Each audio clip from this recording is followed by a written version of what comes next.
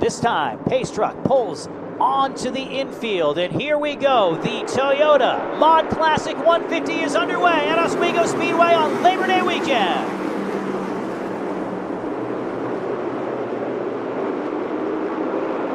Down the back straightaway the first time into turn number 3. It's going to be big money. Matt Hirschman up in front. Austin Beers rides in 2. Craig Lutz will clear Patrick Emmerling. He takes third here at the line. Just feel that thunder as they made their way down the front straightaway last time. This time, back into turn number 3, it is all Matt Hirschman. And it's been that way all afternoon. The battle could be brewing for second here before too long. Matter of fact, as we watch Tommy Catalano in the tire tracks of Jake Lutz as they make their way off of turn number 2. Things pretty much single file till you get about mid-pack. But Catalano, very fast race car here this afternoon, has had a fast race car the last couple of years. Wouldn't be a bit surprised to see him break through middle stages of this race. As we said, Steve, this is not going to be a sprint, even though it's a 150-lap event, and it could go off pretty quick if it takes on a green flag run. These drivers are going to settle into a groove. They'll settle into the groove indeed, and they are right now. Ronnie Silk in 5th, and he is a master of setting the pace in that gold silver number 16. Jake Lutz, though, trying to apply the pressure to him. They head into turn number 3. And look at the guy who loves the big tracks, relatively big tracks. The NASCAR Whelen Modified Tour raced at North Wilkesboro earlier this year, and the man that took the ride on the elevator is on the inside of Austin Beers. Thinks twice about it, tucks back in behind him into turn number 3, and that's Craig Lutz going after second. Craig Lutz going after second, but he's about 2 car lengths behind Austin Beers as they'll head back to turn number 1 and 2.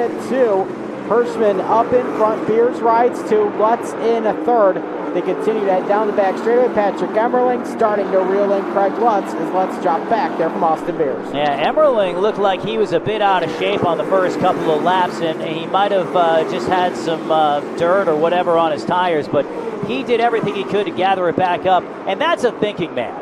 Patrick Emmerling does not overreact. We talk about how Matt Hirschman is a methodical driver, and he is. He learned his note-taking from his dad, which we might talk about a little bit later on during the broadcast. But then you have Patrick Emmerling, who is just as studious. He said, you know what, I'm not going to press the button on this one, not going to panic, and the race came to him. And he is back riding in spot number 4. Right behind them, though, it is the other Lutz, Jacob Lutz, who might want to, he keeps racing these Modified Tour races.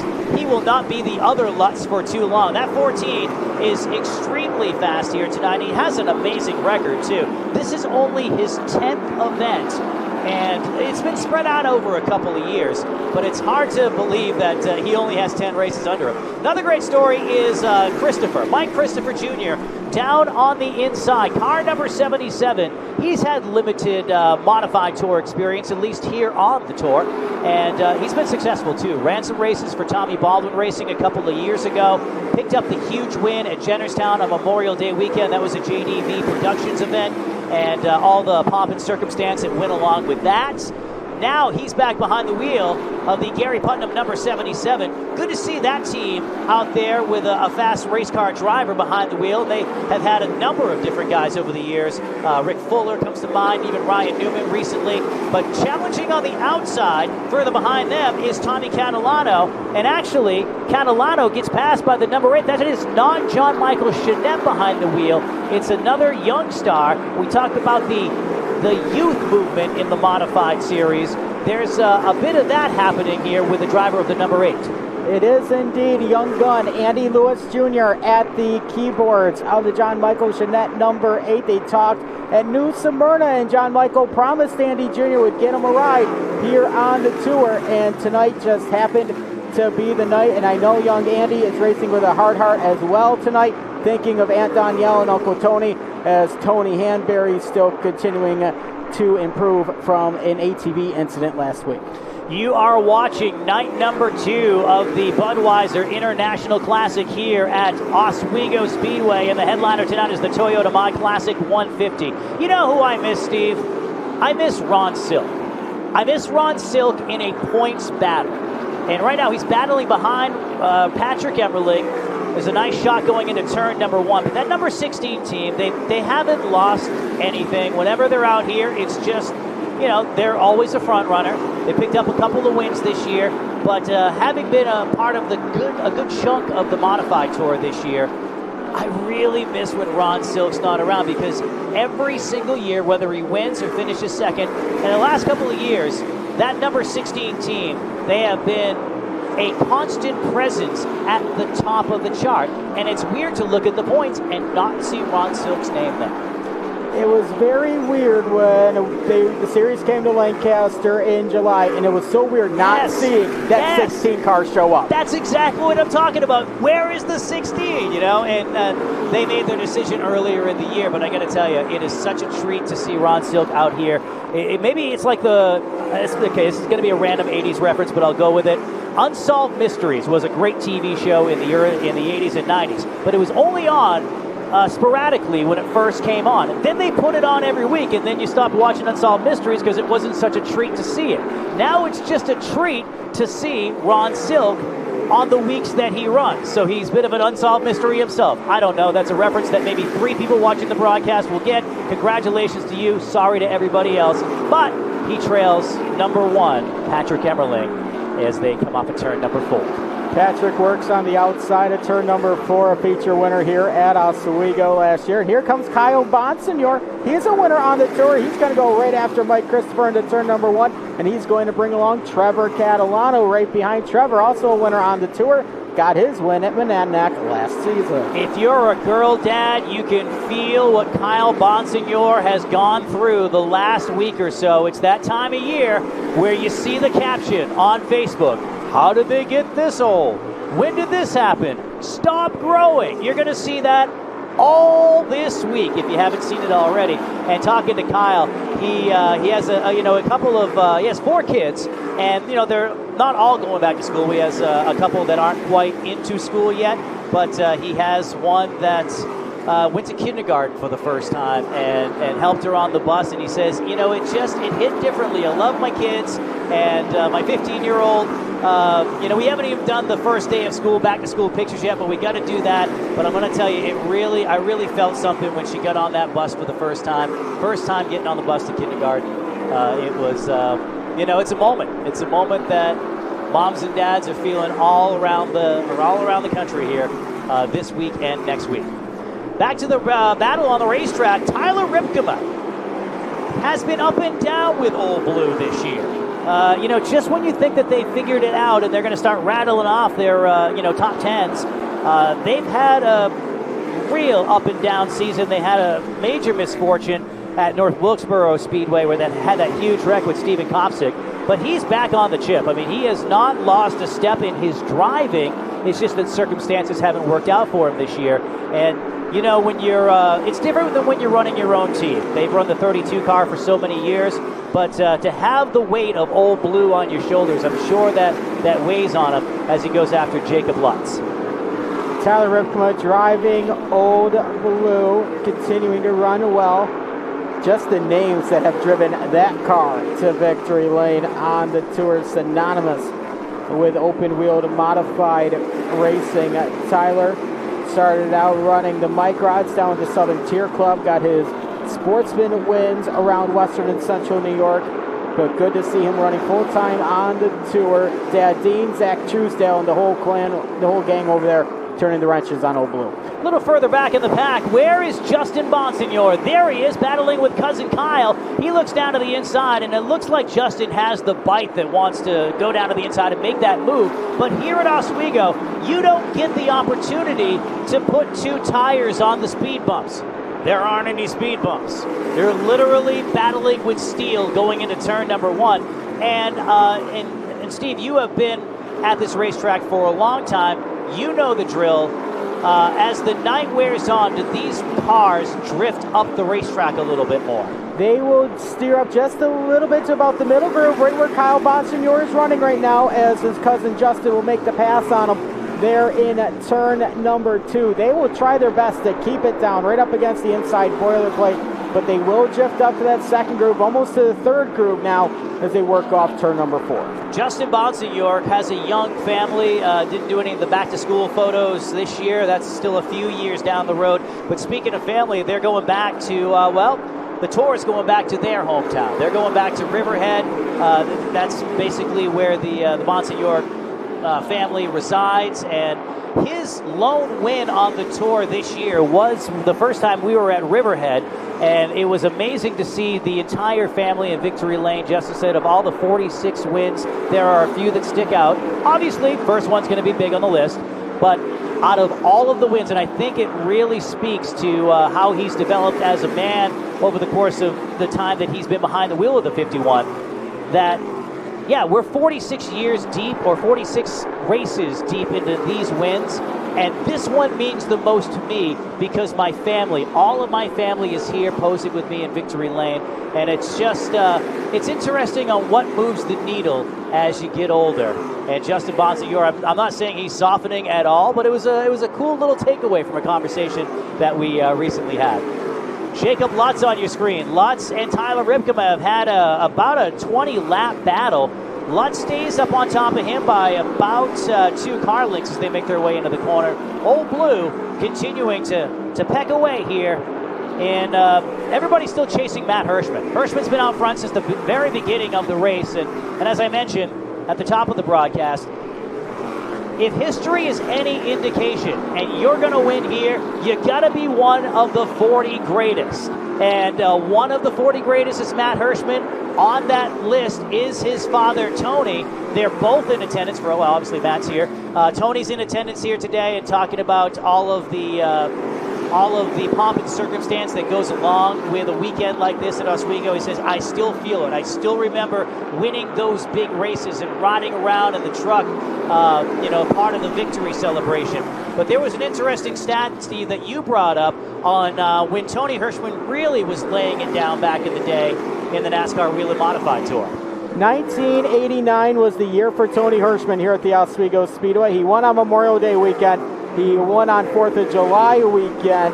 Did not win the race in August. Mike Stefanik won that one.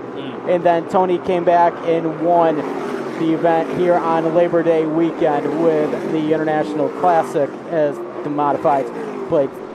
So runner up to that one as well. So as Tony continues, excuse me, it's easy to say Tony because, you put them side by side, they look the same. Obviously a few years in between the two of them. It's a father and son after all. But still, talking with Tony this afternoon, and I said, one of the things I really admire about Matt is the note-taking, the studious driver that he is, and as calculated as he is.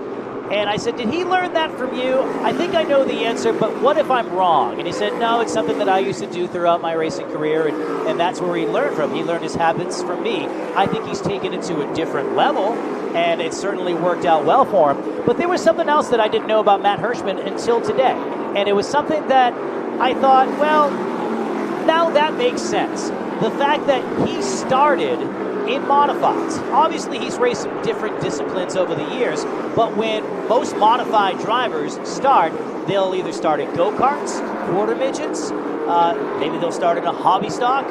No, not big money. Big money started in modifieds.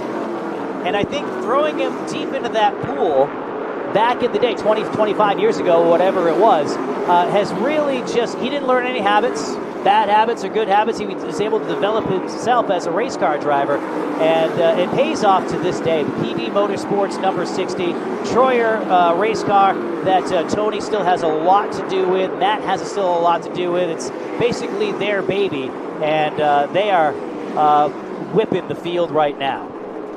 Matt Hirschman is taking everybody to class. When Matt won a tour race at Lancaster earlier this month, it was a classic vintage Matt Hirschman performance, and right now we're about to see another one again. Not if Austin Beers has something to say about it. Beers, I say, he's waxing the field, he being Hirschman. It's about 7 or 8 car lengths, and I think Austin Beers is smart enough to say, you know what, I can't win the race right now. I just got to keep him in my sights. There will be some pit stops at some point. We got to do something about that. I'm just going to sit here. Likewise for Craig Lutz in car number 46. Now, Lutz at Richmond was not strong out of the gate. it was Trevor Catalano who led a ton of laps. And people thought Catalano might sail to the victory. Catalanos have always been good at Richmond, but it was Craig Lutz who matched his Wilkesboro output a couple of weeks ago. He currently rides in position number 3. And then you have Patrick Emmerling. Emmerling, who won this race 1 year ago, and getting back to where he is now in the championship battle.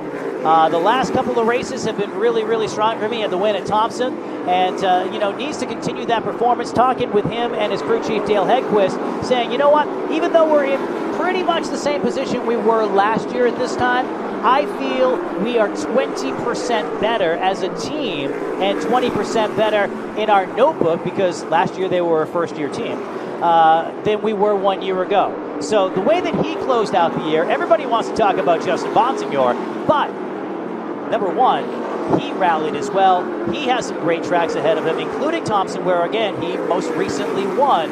He's going to be tough to beat come championship time. One driver who won't be part of the championship, well, we've talked about it here tonight, unfortunately. But, hey, whenever we see Ron Silk, we're happy that the silver number 16 prepared by Phil Moran and that entire team are on the racetrack. It's, again, just a treat. And you know what? He's running lower than anybody else on the racetrack. I don't know too much about the setups here at Oswego, but we see a lot of drivers drifting up the racetrack. Is that just the sign of a really good handling race car, Steve? That is a great sign of a great handling race car for Ronnie Silk, running just about not even a full car width off of the boilerplate, maybe like a half car length off the boilerplate, because now he'll have to go to the outside to get around the Brian Soames number 12 machine. So he come down in front of the grandstands, and Ronnie will clear him and head right back down just inches off the boilerplate as they work off turn number 2. He caught him at the worst possible time, so he lost about 3 or 4 car lengths from Patrick Emmerling, but he's going to get him back. So that's another thing about Ron Silk. All right, so if we're wagering our bets for the last 50 laps of this race, and we just crossed lap number 56, we still have just under 100 to go. It's not our job to play favorites, but if you want to watch someone who's not currently waxing the field, like a Matt Hirschman or Austin Beers, watch that 16. A, he can put the car wherever he wants it, and B, he can seemingly close on the driver he's chasing at will. Remember, he lost all that ground to Sonos, catching the lap traffic at the wrong time. If he wasn't able to make that ground up, obviously he wouldn't have, and it only took him 2 laps to get right back to the back bumper. Although we might be seeing something which happens often on a track of this size for the modifieds, and that's you can catch a guy, but when you get within a tenth of them, you'll stall out. And I had this conversation with the driver that Ronnie's chasing right now, Patrick Emmerling. I said, you know what, as a layman, I'm not a race car driver. Can you explain to me on how you can have a fast race car, then get behind someone, and then not be able to pass him? How do you stall out? I hear about dirty air all the time. What does that mean? And he took some time to explain it to me in the sense where, since you're running the same groove and you can't use all of the fresh air that you need to get into your race car to get around, you're not going to be able to make that move. So basically, you can be good on one side or the other, but it's very rare that you're good on both sides. So Silk continues to lead that battle, chasing Emmerling. And if you're really good in that battle, get both clean air and dirty air, you'll be doing a pretty dang good job behind the wheel of the race car. And Ronnie Silk actually lost a little bit of ground that time, got a little loose that time off the corner, losing some ground there to Patrick Emmerling as Matt Hirschman continues to lead the field. But Austin Beers starting to chase him down as they're in heavy lap traffic here as they get to turns number 3 and 4. Good thing that both drivers are really well versed in lap traffic, and they're going around. Geez, there's something I did not expect to see. Going around Tommy Catalano. Now, Tom Cat had a great race car last year. Awesome race car the year previous. Had a car capable of winning, but ended up in that incident with Justin Bonsignor, as he's just missed it a little bit here tonight. He wasn't all that fast in practice, but certainly riding the high of his 100th start at the NASCAR Whelen Modified Tour level. And he was the big winner at Monadnock Speedway earlier this year, and now going down a lap to Craig Lutz. Yeah, something's amiss on that 54, and you hate to see it in front of the hometown crowd. We had an autograph session earlier this afternoon, and the biggest group of people surrounding a vehicle was certainly huddled around that PF54. Can you give us a little history on the throwback scheme that Catalano's running here tonight? Yeah, that is the Patsy Joe 54. PJ, Tommy's grandfather, Patsy Joe Catalano, had that paint job in the early days of racing. Even the fire suit's identical to what Patsy Joe had for Tommy, as he'll lose some ground there as Patrick Emmerling was able to get around him. But that's so cool that that's just amazing seeing that paint job. I saw it for the first time they came to Lancaster, and literally my jaw literally dropped when I saw that car in person. Yeah, it's awesome. You know, it's funny. What did I say, PF, like a Planet Fitness? No. But the 54 of Catalano continues to roll around the racetrack. They brought so many race cars here this week, and it's something that they do every single race. Most tour races they have 2, sometimes they have 3. And whenever we race someplace like Oswego or Lancaster, they bring the whole Dang family, and the Dang family drives race cars. They do indeed. Their youngest, Troyer, runs a street stock at Lancaster. Of course, all the sportsmen and the tour-type modifieds. And that's just the pavement cars. That doesn't include any of the dirt cars that they have in the stable. Mom, Amy, was racing just a few minutes before the Whelen Modified Tour broadcast. And, just an excellent racing family. And talking to them here this morning, I've talked to them a number of times, but this afternoon, I'm like, so what do you guys do? Like, what is the catalog? He goes, well, we work hard all day, then we come home and work on race cars. And, that's the American dream. It's the American dream to find people in your life that you care about, that love the same thing that you do. And the time very rarely gets old that you spend with them. And what I mean is sometimes when you're in a family situation and in that dynamic, whether you own a business together or you're on a race team together, hockey travel, whatever it's youth sports, you're just like, sometimes patience wears a little thin. And I'm sure it does in the Catalano family as well. But each one of them seem just genuinely excited to be around each other. And they're the first to champion the other's success. And I don't know if that gets talked about enough. It's just, again, what I would call an American dream family. Hardworking people in New York State that love racing, and they have the means to race. So what do? Buy race cars. Who races? Everybody. Everybody races indeed, as we're nearing the halfway point here for the Toyota Mod Classic 150 at Oswego. And there's the cross sticks up, 75 and 75 to go. And the guy that they're all chasing continues to be Mud Lane's a big money, Matt Hirschman. So for those who are just tuning into this broadcast for the first time, or they've just gotten into the Whelen Modified Tour here in their 40th year, give us the backstory on Mud Lane. Mud Lane, the Beers family, the Hirschman family, and a few others down there in Northampton, Pennsylvania. All they do is race. They raced at Evergreen Speedway, Layton, St. John's, a few others down there in PA. Dominated. They come up here. What do? They dominate, and they nickname Northampton Mud Lane. And sure enough, the drivers of Mud Lane continues to dominate this one. The 4 horsemen of Mud Lane is Matt and Tony Hirschman, and then Austin's dad, Eric Pierce. As one of the 4 horsemen continue to lead this race, and he has double file lap traffic ahead of him, and one of them is getting a little chirpy up there. Look at Mike Christopher in the number 77. Now they're 3 wide, and Matt Hirschman says, hey, you know what, we're just gonna, just another lap. That's how calm he is. Does not overreact, takes the lap, and now sits behind Trevor Catalano as they work their way off of turn number 2. On the racetrack, or on the infield, is Ken Hagee in the number 18. That does not bring out a caution. We're just past halfway in the main event for tonight in the NASCAR Whelen Modified Tour.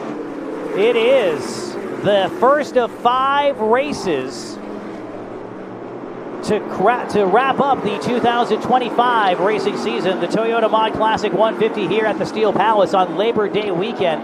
Austin Beers remains about 5 car lengths off the back. And talking to a few of the championship contenders, they're talking about bonus points now, because with a condensed field that we have here tonight, every race car position, every position on the racetrack is that much more of a premium. And it's harder to close on somebody. It's also harder to get away. Now, Austin Beers has a double-digit point lead. That is going to expand due to where Justin Bonsignor is. I mean, Justin is, we got to see if he's still even in the top 10. You would know, you have the stats right in front of you.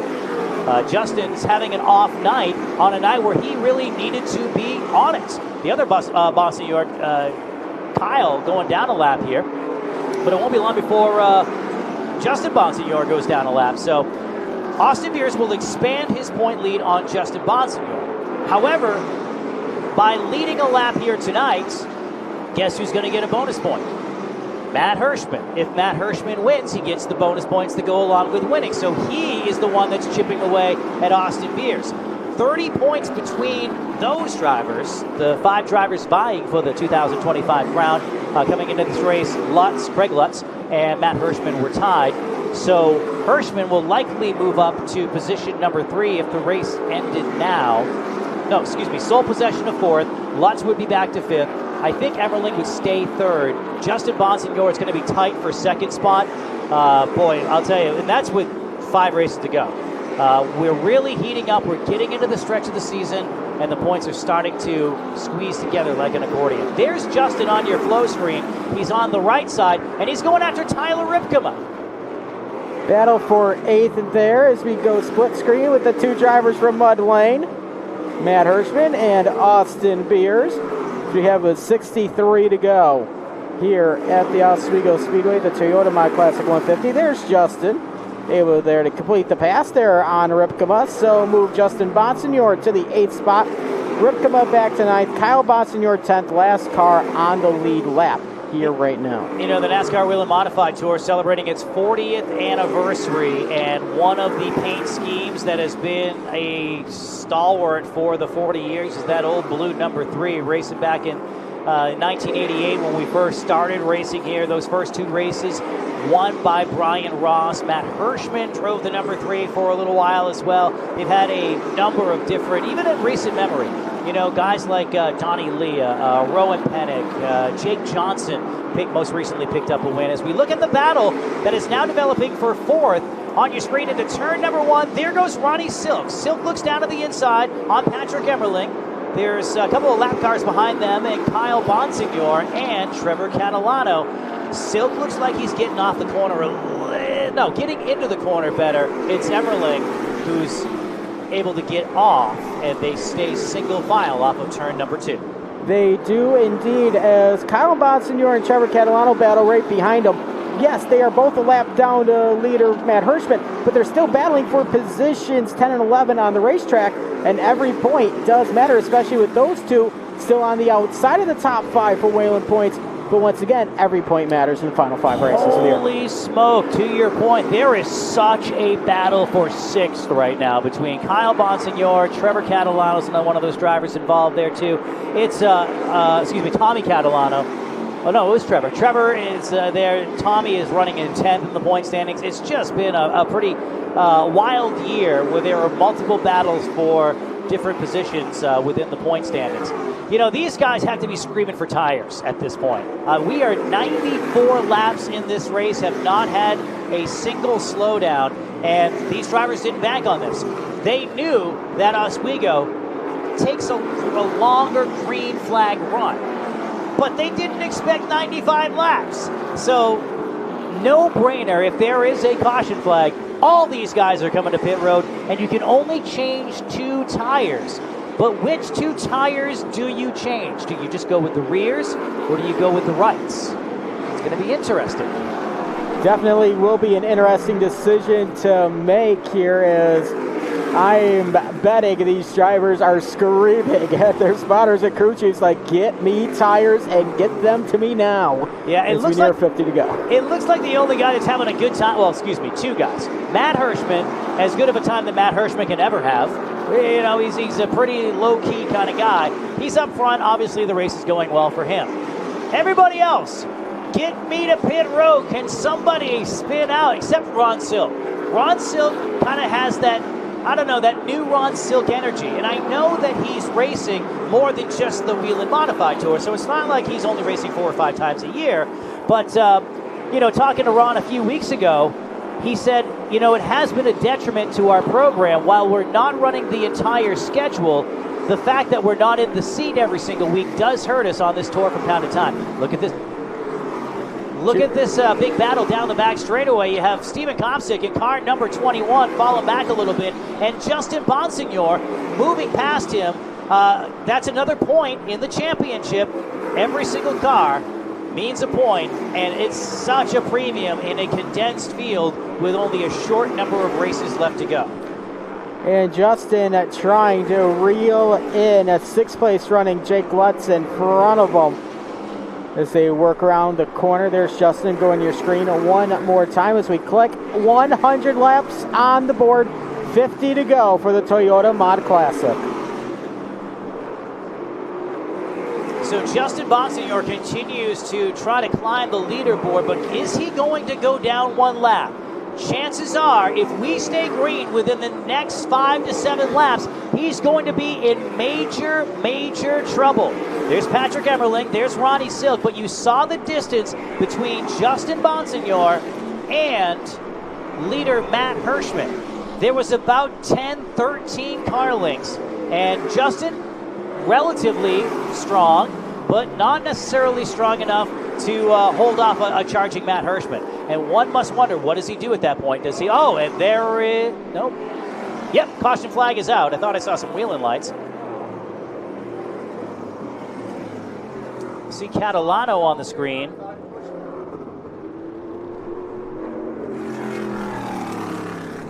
The Whelen caution lights are on. Whelen, the official warning lights of NASCAR, trusted to protect first responders.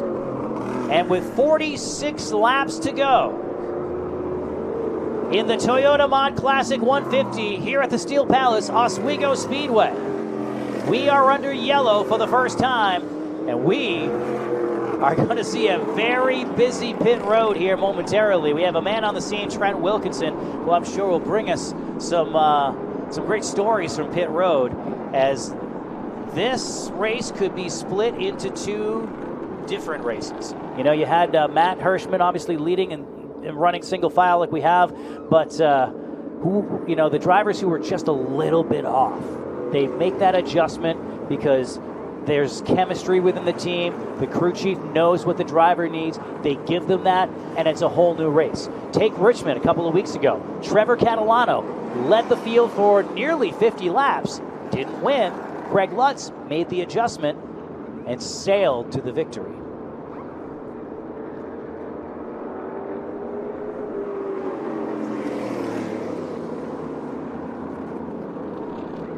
Pit road's about to be as busy as the 690 and I-81 will be this weekend.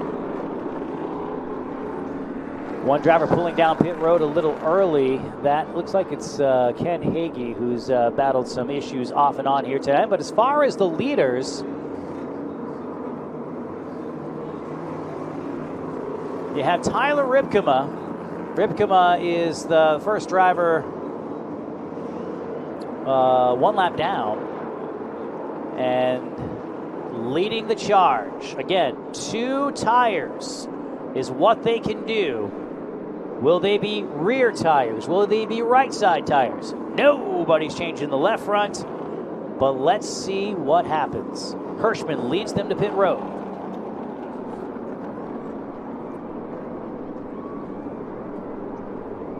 There's Austin Beers going around as well. Austin Beers, they go to the right. And right side tires for Matt Hirschman. Hirschman's going to go right side. He does not do rear. You cannot change more than 2 tires per stop. So he's off. Very quickly off. Very tight race between Austin Beers and Matt Hirschman. Hirschman's going to show as the leader as they come off pit road. And then there's Austin Beers in the number 64, followed by Craig Lutz, and then Ronnie Silk. So not many changes among the top 5, but it's going to be interesting as they come back in.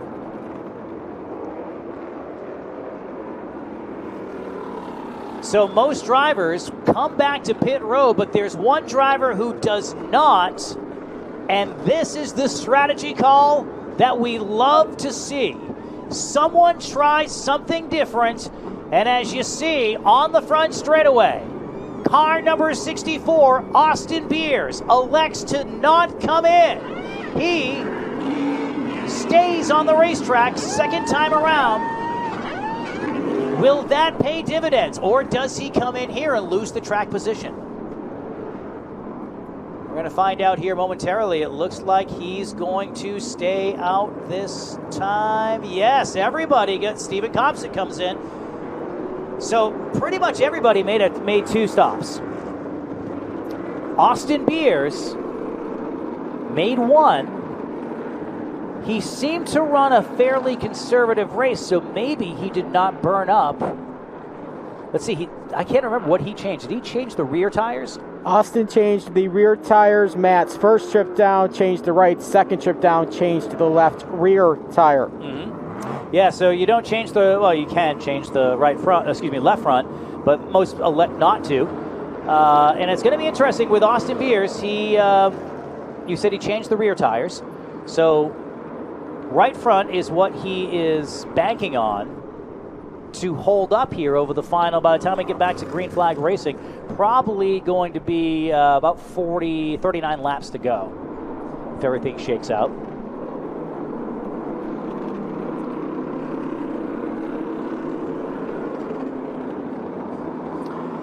So under yellow for the first time tonight, thanks to Tommy Catalano, spinning in his 100th start in the NASCAR Whelen Modified Tour in the throwback paint scheme.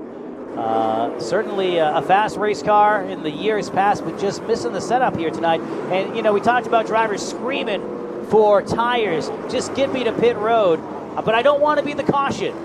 It was Catalano as the caution for that one.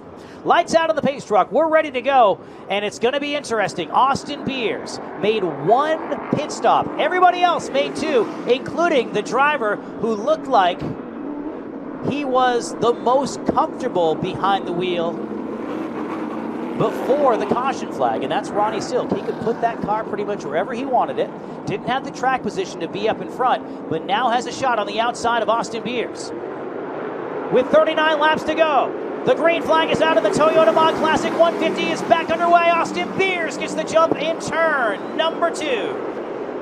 He'll head down the back straightaway. Ronnie Silk rides 2. Craig Lutz third. Justin Bonson, you're on a mission. But here comes Matt Hirschman outside. Hang on. Tommy Catalano into the foam in turn number 3. And they'll put the Whelen caution lights back on here at Oswego.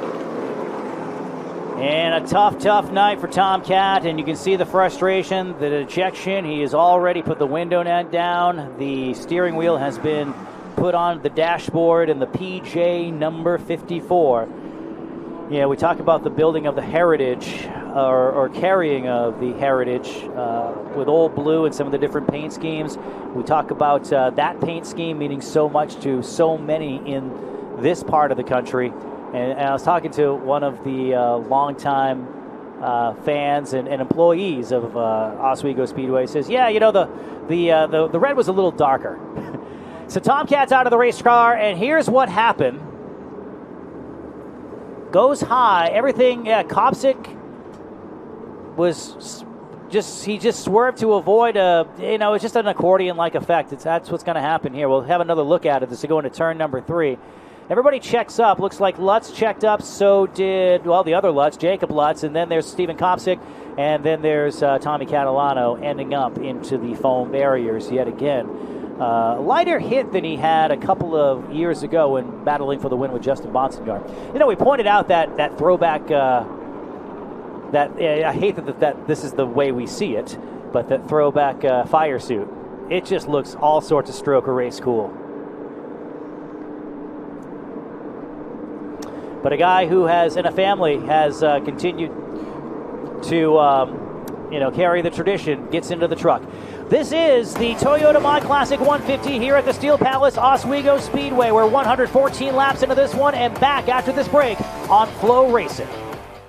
We're back to a Labor Day Classic here at the iconic Steel Palace, Oswego Speedway. It's the Toyota Mod Classic 150. My name's Andy Austin, along with Steve Petty, giving you the side-by-side racing action and the pit strategy. That was all about Austin Beers. That has been the biggest story here in the last 7 minutes since the first caution flag flew just a couple of minutes ago. Most drivers made 2 stops during that cycle, except Austin Beers.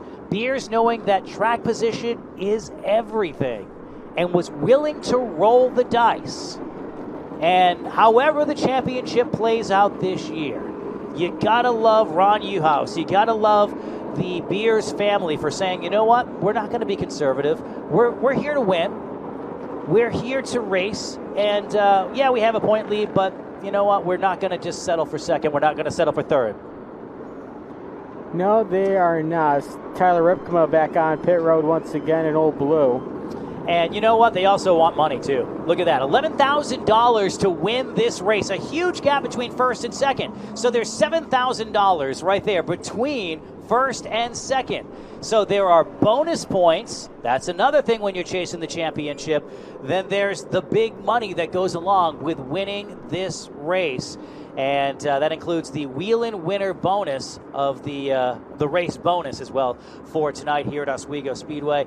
Big money being paid out by Whelen. That was one of the huge stories in the offseason. I remember when we wrapped up the year at Martinsville last year, and there was a huge press conference about Whelen's 25th year as the title sponsor and Whelen's 40th year for the Whelen Tour.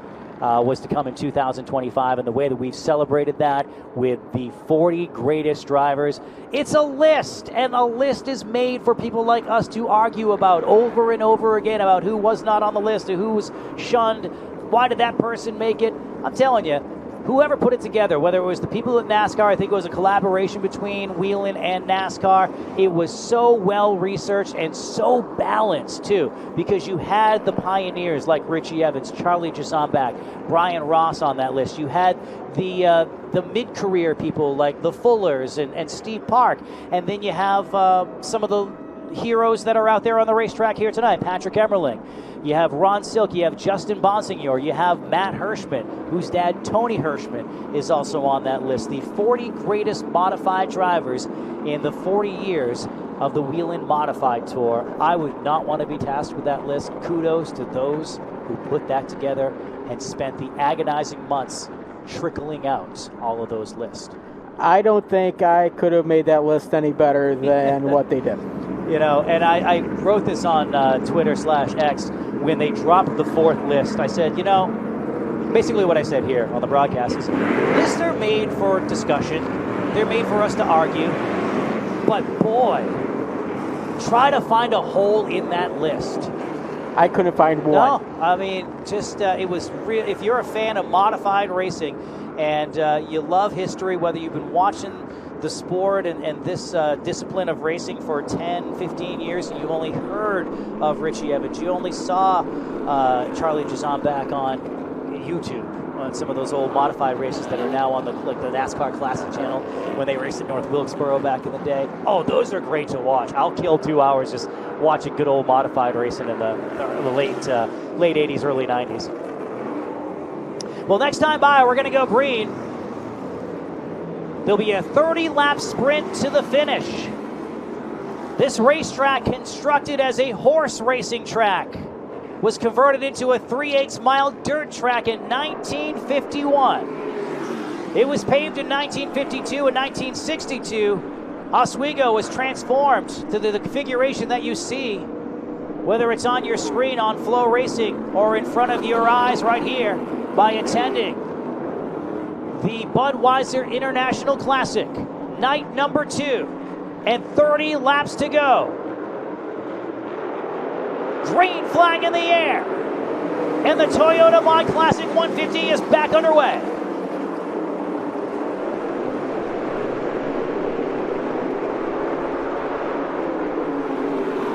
Two by two as they enter turns number 3 and 4. Austin Beers up in front ahead of Ronnie Silk. Craig Lutz third, Justin Bonsignor fourth, Matt Hirschman glued to the rear Nerf bar, the Phoenix Communications 51, but he's bringing Patrick Emmerling right with him as they head back for 3. What a big swing by Justin Bonsignor, and that's exactly what the Ken Massa Ryan Stone team needed to do. Up inside the top 5 on a night where they were regulated outside the top 5 and running strong here in the late stages. But a challenge for the lead into turn number 3. Here comes Ronnie Silk, brand new leader in turn 3. First time Ronnie Silk leads the field here at Oswego on a Saturday night as they work back to turns number 1 and 2. And Austin Beers is not giving it up quite easily. They work off turn 2, but Silk will lead them by 2 car lengths. They head back for 3. That was the lowest I have seen Austin Beers ride since lap number 1. But you know who's even lower? Big race, Craig Lutz. Lutz, who won at North Wilkesboro Speedway and also our most recent winner in Richmond. Last summer, it was Patrick Emmerling who came alive in the month of August and carried that momentum all the way to the championship race at Martinsville. Could we be seeing a similar situation with Craig Lutz this year? That team has had spectacular speed for years, but their Achilles heel was putting together a full race. And I think once they figured out how to do that, they would lead a ton of laps, but they could very rarely close it out. Craig Lutz, with 2 wins this year, and the 30-year-old from Long Island dives down to the inside on Northampton, Pennsylvania's Austin Beers, battling the point leaders side by side into turn number 3. And Craig Lutz will clear him by a front Nerf bar off turn number 4. The runner-up spot now belongs to the 46 of Lutz, and Justin Bonsignor is right there on the back end of the KCM 64 for Beers. Hirschman trying to protect 5th. He's trying to run the bottom, but Patrick Emmerling trying to go the long way around the Fleetwood's number 1. Emmerling has to be a bit frustrated and now taking matters into his own hands. We know that there is only 22 laps to go, and it is time to go. Every position is at a premium. Each position means a point in the championship battle, and the driver that is chasing him is the fastest driver on the racetrack, and that is Craig Lutz. I'm talking about Patrick Emmerling now as he battles with Matt Hirschman. Hirschman down to the inside, and so far, the strategy of only coming in once has paid dividends for Justin Bonsignor, but that may change here after a few more laps. Matt Hirschman's going to the inside, and something tells me once Hirschman gets there, we could see a freight train because there, oh, trouble. What a save by Justin Bonsignor. That is why he is a 4-time champion. Most other drivers would have ended up in the styrofoam in turn number 2, had that thing about 20, 30 degrees sideways, gathered it back up, and will live to race the rest of this event.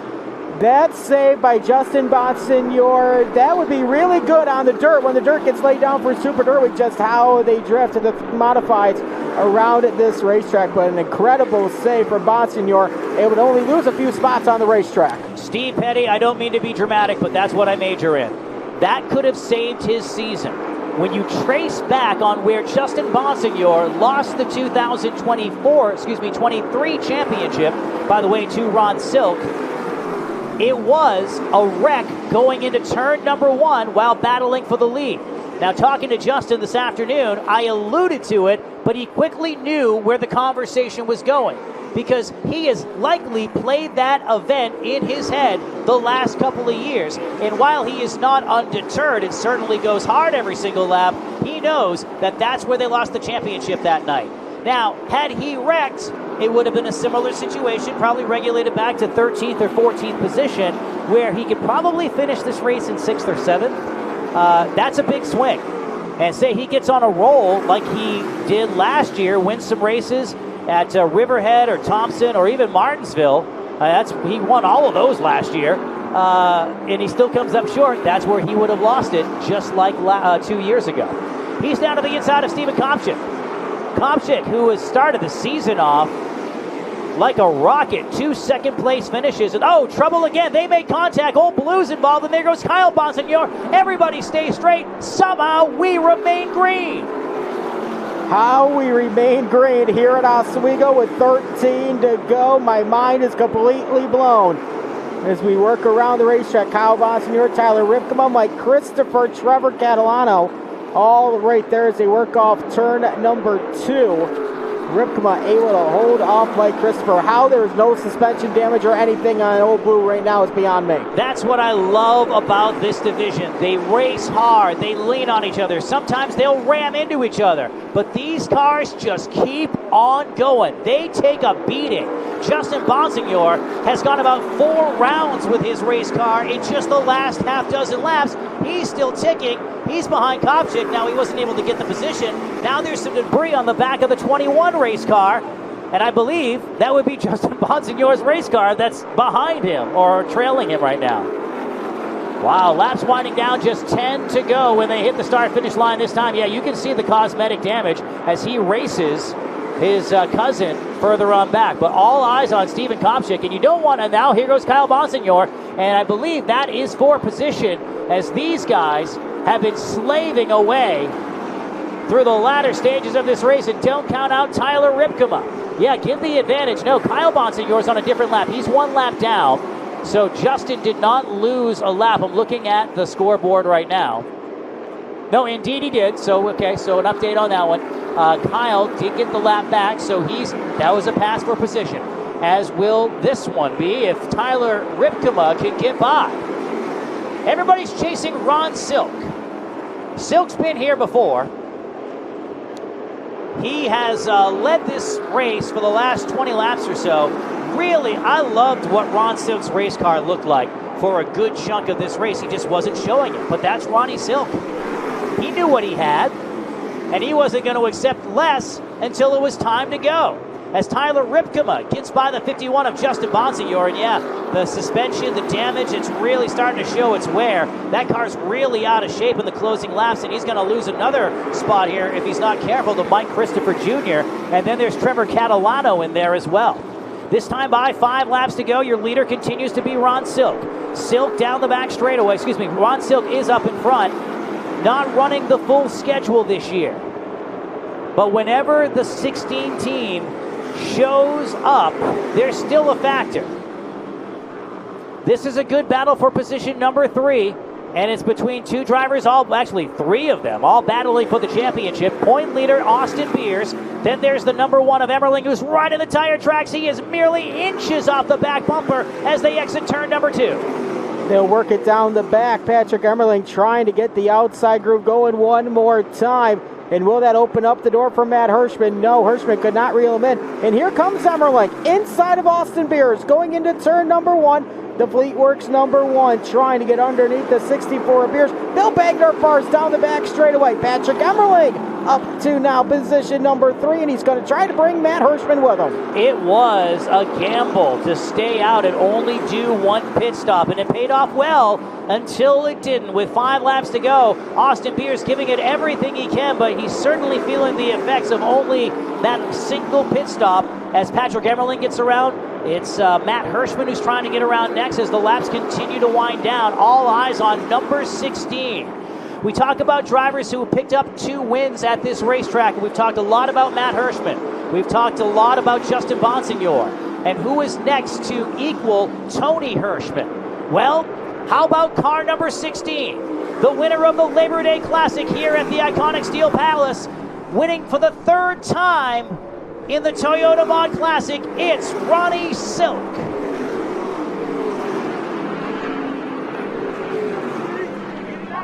For the 29th time in his NASCAR Whelen Modified Tour career, the 2-time champion who has never started outside the top 10 here at Oswego Speedway and didn't tonight, Phil Moran and the crew will be celebrating on Labor Day weekend.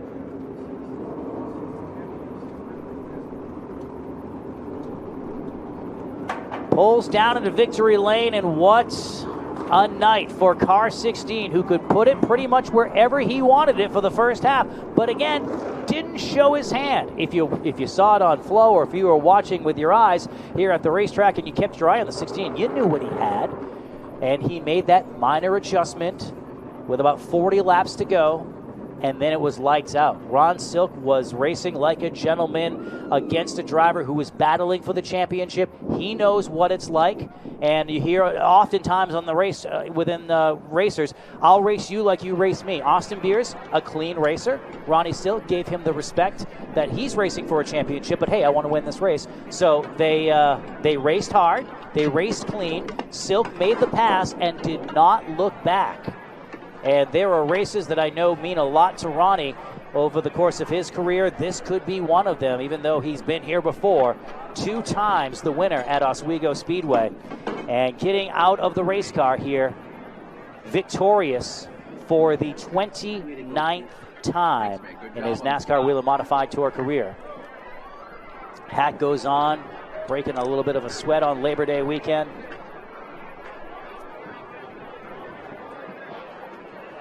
And the sweet taste of victory, yes, getting the congratulations from team members. They come together on a great weekend of racing. That means a ton to those who are students of history. Phil Moran leading right in there, and it does never get old. And big smile on Ron Silk's face. You're about to hear from him here momentarily down into victory lane. He'll also be drawing the Hoosier Tire winner, and he's out of the race car here on Labor Day weekend. The winner of Toyota Mod Classic 150 at the Steel Palace is Ronnie Silk.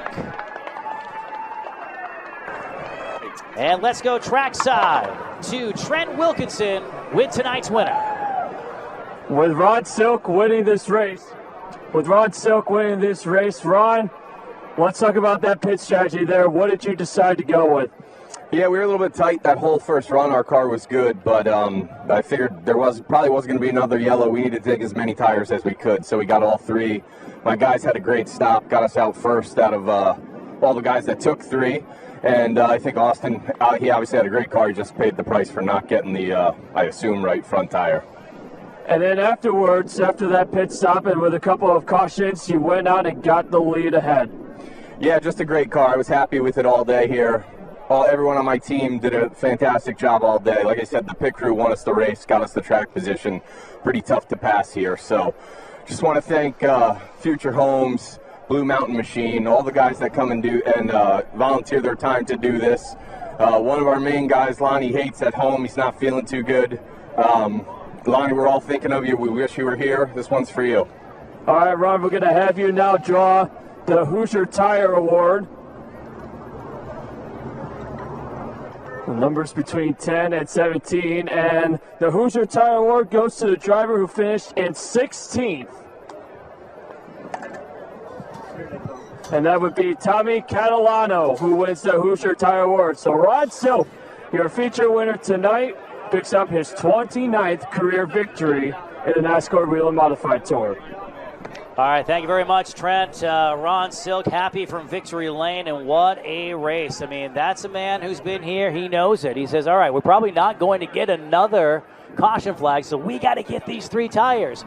And credit to Austin Beer saying, you know what, he had a great race car, but the only thing that he missed was the fact that he didn't have that right front tire at the end, and that, in the end, seemed like it made all the difference in the world. Justin Bonsignor did exactly what he had to do, and that is take the swing.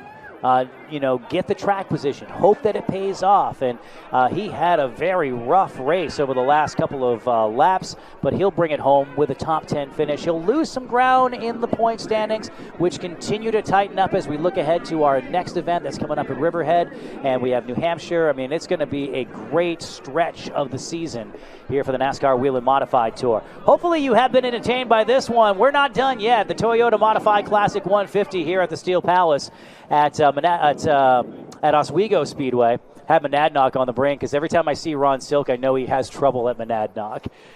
It doesn't mean that he's not fast there. It's just that it's one of those tracks where he leaves, and I think he's glad it's over. But certainly not over in Victory Lane with the 3 fingers up there. He now joins Tony Hirschman in rare company as a 3-time winner at Oswego Speedway.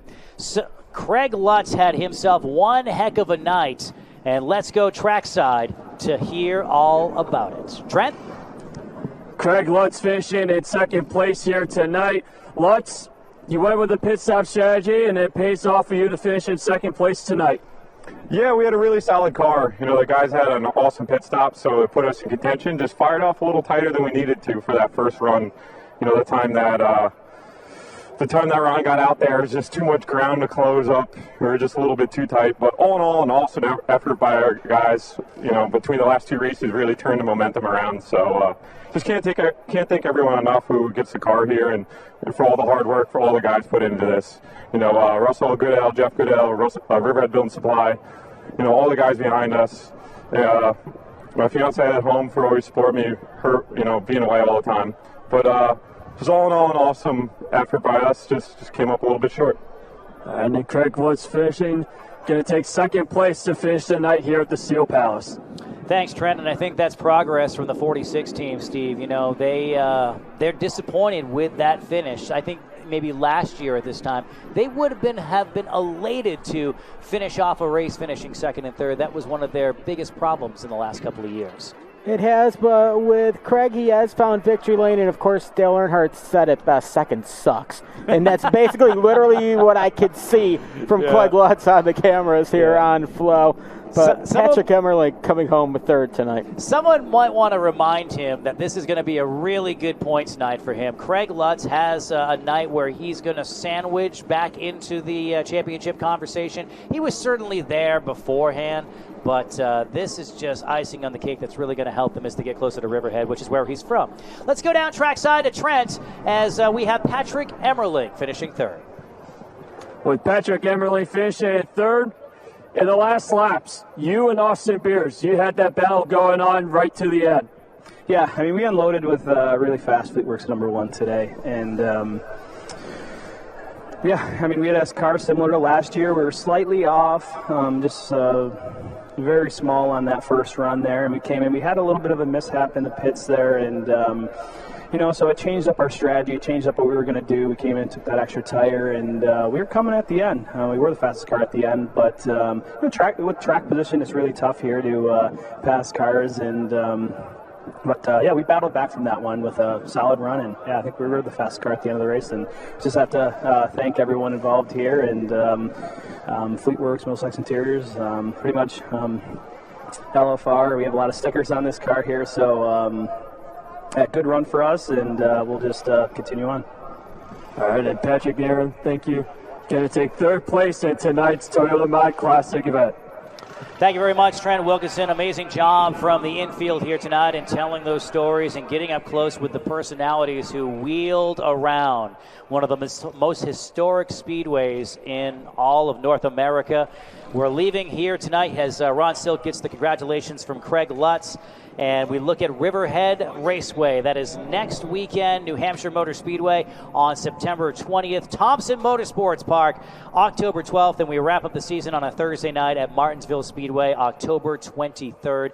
It's going to be an amazing stretch, and all of the players really love the racetracks. One driver who's not going to be part of the championship battle this year is Ron Silk, and I think most of the competitors are pretty okay with that because given Silk's recent history, when he gets on a roll, when he has a race car like he had tonight, he's not coming up for air for like 2 to 3 weeks. He just goes out there and just eats. No, and when you get Ronnie Silk in victory lane, he just wants to be back in victory lane again and again and again, and I would not be surprised if that HYK 16 car doesn't come back on the tour and try to win another one here in the Final Four. It's a weekend full of history, the International Classic, and it was full of turmoil for Tommy Catalano, Matt Hirschman, then there was Justin Bonsignor, that amazing save, and then more drama for Bonsignor. It's been a blast here tonight with Ronnie Silk taking down the checkered flags in the Toyota Mod Classics 150. For Steve Petty, my name's Andy Austin. Have yourself a great night and happy Labor Day weekend.